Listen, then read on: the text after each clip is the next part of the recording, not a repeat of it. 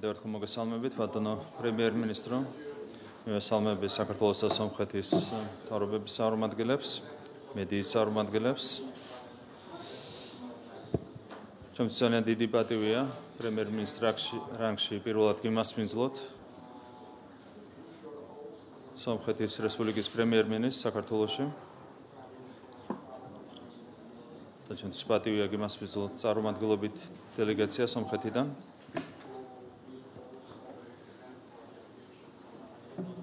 კიდევ ერთხელ მინდა გავიხსენო ჩემი ვიზიტი მარტში სომხეთში და მადლობა გადავხადო ჩვენს მასპინძლებს კულტფილი მასპინძლობისთვის. ჩვენი ურთიერთობა საქართველოს და სომხეთის ურთიერთობა ეფუძნება მრავალსაუკუნოვან ურთიერთობებს და მეგობრობას ჩვენს ხალხებს შორის და მრავალსაუკუნოვან ურთიერთპატივისცემას. და მოხარული ვართ, რომ ეს ყველაფერი გადაიზარდა პოლიტიკური თვალსაზრისით ჩვენ სტრატეგიულ პარტნიორობაში, რაც რა თქმა უნდა კიდევ უფრო მეტად შეუწყობს ხელს ჩვენი ურთიერთობების შემდგომ გაღრმავებას.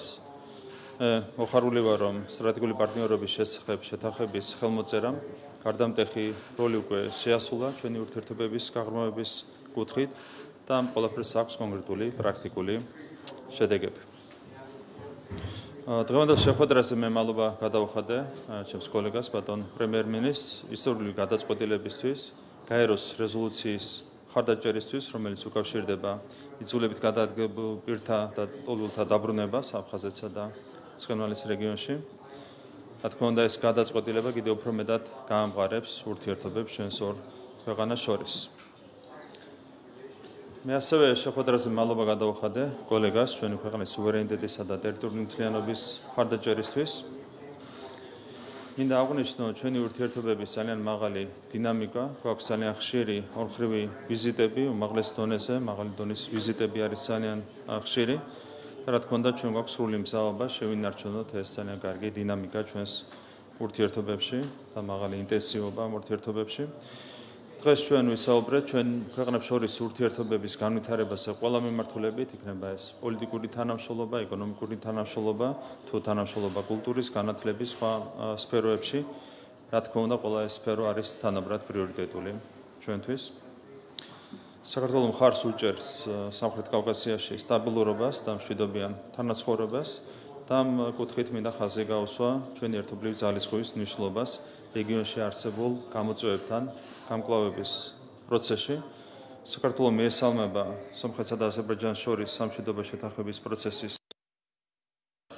და კონკრეტულად სომხეთის ხელისუფლების ძალისხმევას, რომელიც მიმართულია მეზობელ ქვეყნებთან ურთიერთობების ნორმალიზაციისკენ.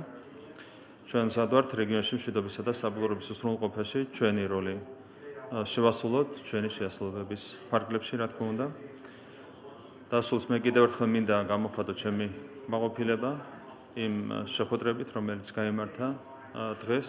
მქონდა ძალიან საინტერესო საუბრები, მოხარული ვარ, რომ მქონდა კიდევ ერთხელ საშუალება გაგვეცვალა მოსაზრებები ყველა თემასთან დაკავშირებით, რაც უკავშირდება ქართულ-სომხურ ურთიერთობებს, რეგიონში მიმდინარე პროცესებს, გლობალურად მიმდინარე პროცესებს და ბატონ პრემიერ-მინისტრს კიდევ ერთხელ მინდა უდიდესი მადლობა გადავხადო საქართველოს შამბრძანებისთვის და მისი წვლილისთვის ქართულ-სომხური ურთიერთობების განვითარებაში.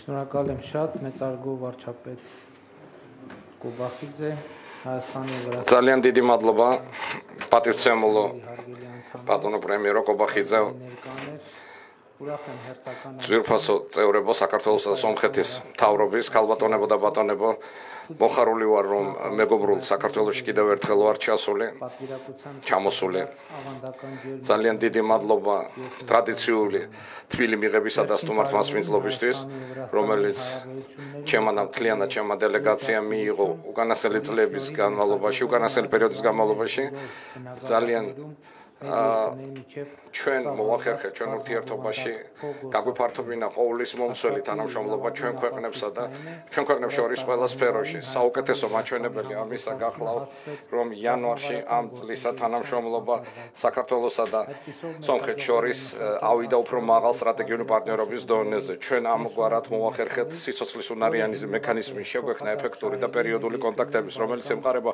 ორხრივ ინტერესებს, ისევე როგორც პრინციპებს და დემოკრატიულ ღირებულებებს, რომელიც მიღებულია ძმური ხალხების მიერ ჩვენი ქვეყნების და მე უნდა ხაზი გაუსვა იმას, რომ საქართველომ და სომხეთმა უპირობოდ აღიარეს თითოეული ქვეყნის ტერიტორიული მთლიანობა და სუვერენიტეტი. მე ვთვლი ამ ფაქტს ერთ-ერთ მნიშვნელოვან ფაქტორად იმისთვის, რომ მიქმნეულ იქნა სტაბილურობა და ხანგრძლივი მშვიდობა, მდგრადი მშვიდობა სამხრეთ კავკასიაში. არსებული თანამშრომლობა ჩვენ ქვეყნებს შორის გახლავთ პრაქტიკული ასახვა ჩვენი გაგებისა, რამდენად ურთიერთობები ქვეყნებს შორის რეგიონში როგორი უნდა იყოს ეს ურთიერთობები, რომელიც უნდა ემყარებოდეს ორმხრივ პატივისცემას, საერთო ინტერესებს, ჯანსაღ ეკონომიკურ კონკურენციას, რომელიც მიმართულია განვითარებისთვის ყველასთვის. ძვირფასო კოლეგებო, ჩვენ გვქონდა საშუალება გაგვიხილა მთელი რიგი საკითხებისა, რომელიც ეხება მიღწევას ხანგრძლივი მშვიდობისა და გაძლიერების საკითხებზე ვისაუბრე სტაბილურობისა ჩვენ რეგიონში.